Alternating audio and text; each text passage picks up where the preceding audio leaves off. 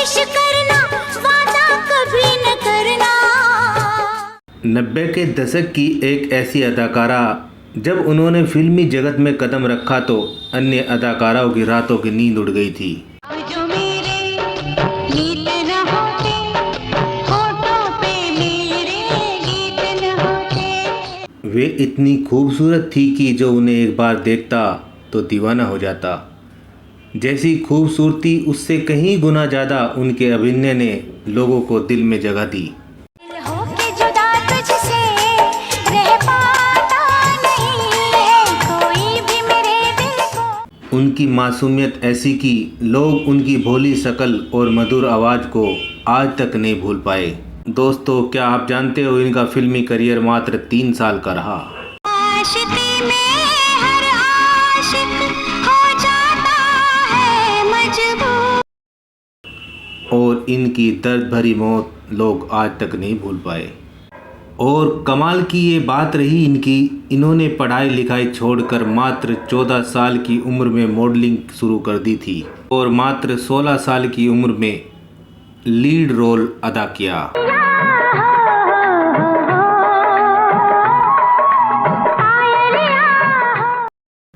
और 18 की उम्र में मशहूर फिल्म निर्माता से शादी कर ली और अपना धर्म परिवर्तन भी कर लिया। और क्या कहे, मात्र 19 साल की उम्र में इन्होंने अपनी ज़िंदगी को अलविदा कह दिया।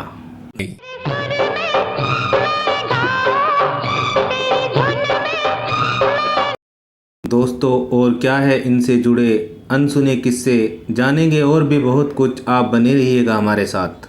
मैं हूं आपका दोस्त एंड होस्ट M.A. चौधरी। आप देख रहे हैं बॉलीवुड स्टार सफ़रनामा। मेरे प्यारे दोस्तों, वीडियो को लाइक और चैनल को सब्सक्राइब भी कर देना ताकि आप लोगों को लेटेस्ट जानकारी समय से मिलती रहे। आज हम बात कर रहे हैं बॉलीवुड का जाना माना चेहरा, करोड़ों लोगों के दिलों में राज करने वाली दिव्या भारती की।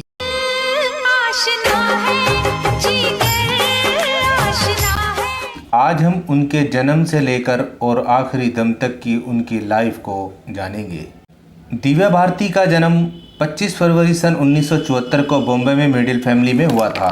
इनके पिता का नाम O.P. भारती था, जो कि इंश्योरेंस कंपनी में काम करते थे, और मां का नाम मीता भारती था। जब दिव्या स्कूल में पढ़ाई कर रही थी, उनका पढ़ाई में मन नहीं लगता था और 9th क्लास तक में पढ़ी। उसके बाद उन्होंने पढ़ाई छोड़ दी और मॉडलिंग में अपना भविष्य बनाने में लग गई। मॉडलिंग के दौरान गोविंदा के भाई कीर्ति कुमार की नज़र दिव्या भारती पर पड़ी और फिर क्या था, उनकी आने वाली फिल्म के लिए उन्होंने अपनी फिल्म राधा का संगम के लिए उन्हें साइन कर लिया। लेकिन किसी कारणवश फिर इन्हें इस फिल्म से अलग होना पड़ा। इसके बाद सन 1990 में दिव्या भारती को तेलुगु फिल्म मिली, जो कि सुपरहिट रही। और फिर 1991 में आई एक और फिल्म, वो भी तेलुगु थी, वो भी सुपरहिट रही। जब उनकी तेलुगु दोनों फिल्में सफल रही तो बॉलीवुड के निर्माताओं की नज़र इन पर पड़ी और फिर इनकी बॉलीवुड में एंट्री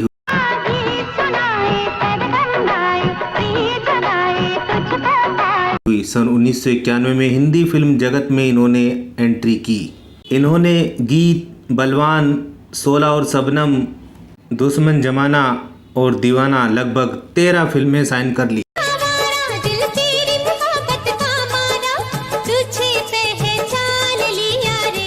1992 के शुरुआत में उनकी 2 फिल्में आई, विश्वात्मा और 16 और शबनम। दोनों की दोनों सुपरहिट साबित हुई। दिव्या भारती रातों रात एक चमकता हुआ सितारा बन गई।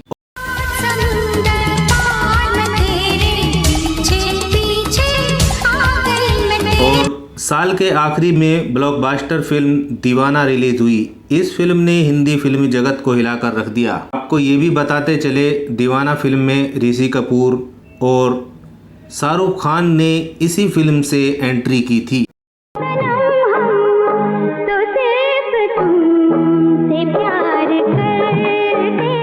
इस फिल्म के लिए दिव्या भारती को साल का फिल्म फेयर एक्ट्रेस अवार्ड भी मिला।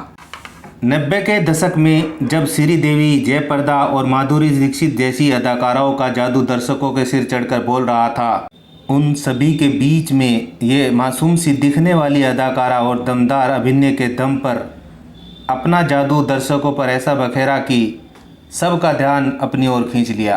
में कोई मुझको बहलाता नहीं। दिव्या भारती ने मात्र 3 साल के करियर में ऋषि कपूर, गोविंदा, शाहरुख खान, सन्नी देओल, जितेंद्र और नसीरुद्दीन शाह जैसे बड़े अभिनेताओं के साथ काम किया।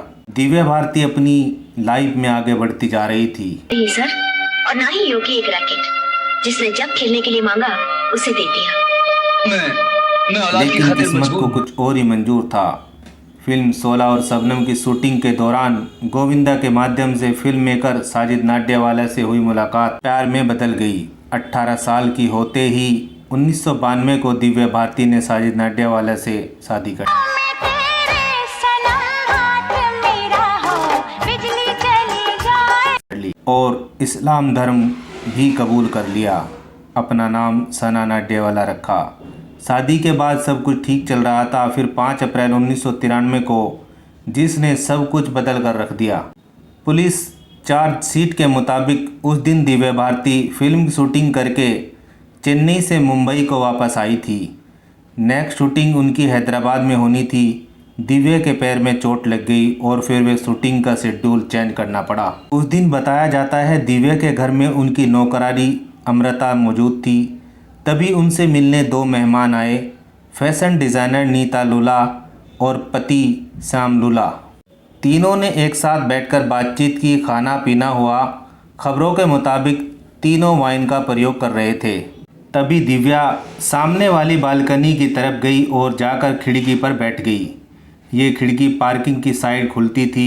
दिव्या भारती बाहर की तरफ बैठी थी और वो खिड़की खुली हुई थी। तभी कुछ ऐसा हुआ कि उनका बैलेंस बिगड़ गया और वे बैलेंस संभाल नहीं सकी। संभालने की कोशिश करते हुए वे धड़ाम से नीचे गिर गई। फिर दोनों मेहमान और अमृता दौड़े दौड़े उनके पास आए।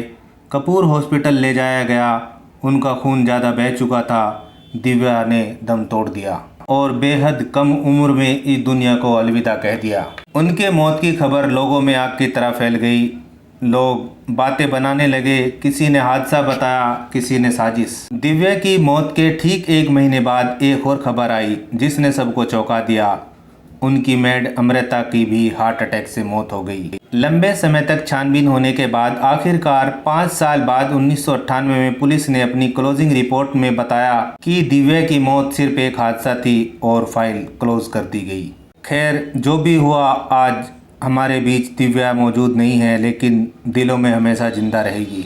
दोस्तों, दिव्या भारती की जीवन की कहानी आपको कैसी लगी कमेंट में ज़रूर बताइएगा। उनकी एक्टिंग ने लोगों को अपना कैसे बना लिया था। महज उन्होंने 22 या 23 फिल्में की होगी। उनके बारे में क्या कहना चाहोगे? अब हम आपसे इजाज़त चाहते हैं। फिर मिलेंगे एक ऐसे बॉलीवुड स्टार सफ़रनामा को लेकर। धन्यवाद।